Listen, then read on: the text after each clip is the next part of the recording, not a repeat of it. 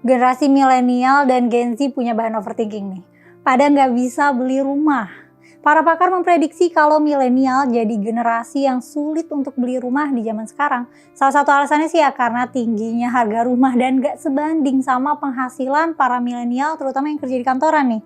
Kalau kalian belum tahu, generasi milenial atau generasi Y itu adalah kalangan orang-orang yang lahirnya di tahun 80 sampai 95.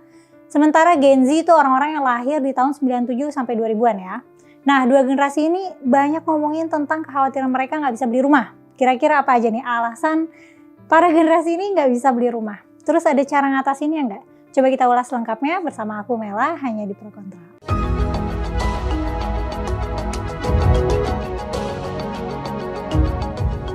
KG Media pernah bikin survei aspirasi anak muda yang ngumpulin sekitar 3.224 responden dan pada responden umur 17 sampai 34 tahun sekitar 83% punya masalah yang sama, yaitu tentang finansial dan kesulitan dapat kerjaan. Menurut hitungan PIR, dari 2011 sampai 2021 kemampuan pekerja untuk beli rumah itu sekitar 40,4 juta rupiah sampai 158 juta rupiah aja. Dan itu semua jauh dari kenyataan yang dimana di tahun 2010-an aja harga rumah tapak tipe 36 udah di angka 300 juta rupiah dan naik terus tuh sampai 564 juta rupiah di tahun 2021. Di Jakarta udah nggak mungkin kayak nih nemu rumah dengan harga segitu ya. 1-2 M aja tuh udah susah carinya. Nah, emang ada sih beberapa alasan kenapa generasi milenial dan Gen Z susah untuk beli rumah. Yang pertama resesi. Bayangin aja banyak orang kena PHK, kehilangan pekerjaannya, jadinya kesulitan secara ekonomi. Nah, kondisi ini juga jadi memberatkan pihak bisnis properti karena turunkan nih daya belinya akibat orang-orang tuh banyak yang kehilangan pekerjaan. Nah, udah gitu kalau nggak punya kerjaan kan jadi susah buat ngajuin KPR.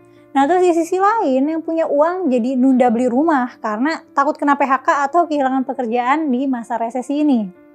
Kedua, harga rumah itu ya makin gila harganya. Padahal penghasilan milenial dan Gen Z masih jauh banget dari kata cukup untuk bisa beli rumah. Ketiga, generasi boomers itu suka investasi dengan beli banyak tanah, habis itu dibangun rumah. Nih boomers yang banyak duitnya nih.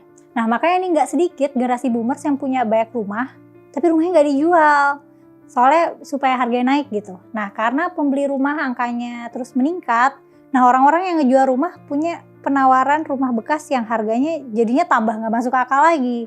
Nah, dari 3 alasan itu aja udah cukup menjelaskan kenapa generasi milenial dan Gen Z susah beli rumah.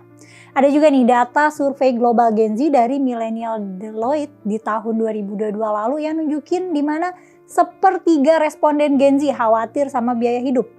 1/4 responden juga ragu bakal dapet hidup yang nyaman setelah pensiun nantinya.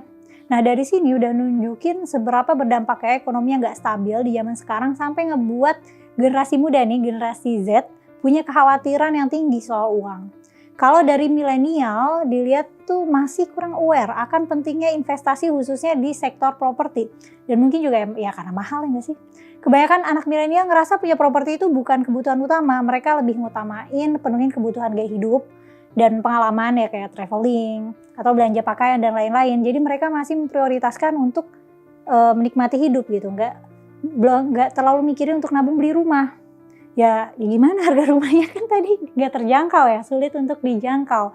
Dan bahkan generasi milenial itu beberapa punya rumah karena memang rumahnya punya orang tua atau belinya dibantuin sama orang tua. Ada survei yang dilakukan Indonesia Property Watch pada tahun 2022 lalu yang hasilnya 50% milenial itu beli rumah karena dibantu orang tua dan sisanya 40,95% nah itu beli rumah sendiri. Tapi Bambang Eka selaku Wakil Ketua Umum Real Estate Indonesia punya pandangan yang beda nih. Dia menganggap kalau milenial itu bisa beli rumah. Menurutnya udah banyak anak milenial umur 30 tahun ke bawah itu udah punya penghasilan 2 digit. Dia juga ngasih contoh nyata perumahan yang lagi dikembangin yaitu Palm Garden yang ada di Jakarta Barat. Nah itu terjual dengan harga 1,6 miliar rupiah per unit dan rumah itu dibeli sama milenial di bawah 30 tahun.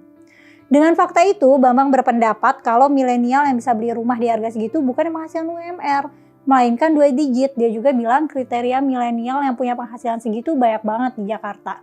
Biasanya karyawan perusahaan bidang IT atau perusahaan startup yang ngasih gaji di atas UMR. Tapi itu kata Pak Bambang ya, bukan kata survei. Bisa jadi yang gajinya di bawah 2 digit lebih banyak lagi sebenarnya. Bambang juga bilang kalau milenial itu generasi kreatif dan pasti punya banyak keahlian terutama di bidang teknologi. Dan menurutnya itu yang menjadi optimisme milenial untuk bisa beli rumah. Tapi Pak Bambang, optimisme itu tidak cukup. Beli rumah itu pakai uang, bukan pakai optimisme. Nah, kalau udah kayak gini mungkin jadi pertimbangan ya nggak sih buat beli rumah? Beberapa pertimbangannya kan harga naik terus gitu, jadi mungkin beli sekarang. Tapi nggak tahu sih, tergantung daerah mana kalian naik terusnya.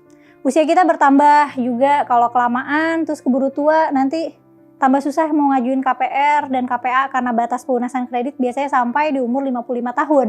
Nah terus juga nih lahan perumahan makin dikit. Ya mungkin bakal makin susah nih nemuin rumah di lokasi yang strategis dengan harga yang terjangkau. Nah itu biasanya yang jualan rumah nakut-nakutinnya gitu sih ya. Tapi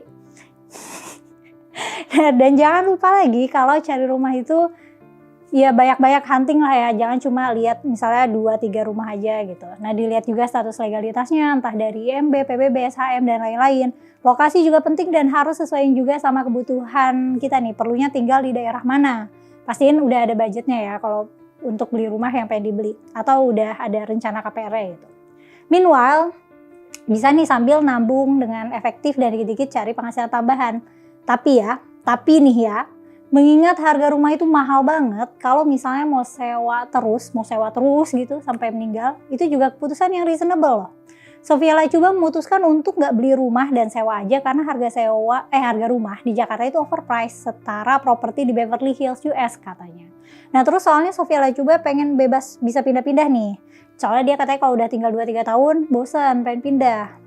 Nah terus sebenarnya guys, kalau nggak punya rumah, kamu juga kan jadi nggak perlu bayar pajak rumah dan nggak perlu maintenance rumah kayak renovasi dan lain-lain. Ya tapi jadinya nggak punya rumah. Opsi yang lebih terjangkau buat anak muda itu mungkin beli unit di hunian massal kayak apartemen ya. Tapi ya unitnya yang kecil-kecil itu. Nah gimana nih? Kalian yang generasi milenial dan Gen Z setuju nggak kalau beli rumah sendiri nggak dibeliin orang tua itu impossible? Atau kalian tetap optimis akan bisa beli rumah dalam waktu dekat? Atau suatu hari nanti? Atau mau cari apartemen yang lebih terjangkau aja?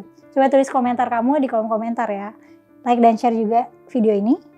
Dan jangan lupa untuk subscribe GeoLive dan nyalain lonceng notifikasi supaya nggak ketinggalan konten terbaru kita. Aku Mela mohon pamit, sampai ketemu di konten selanjutnya.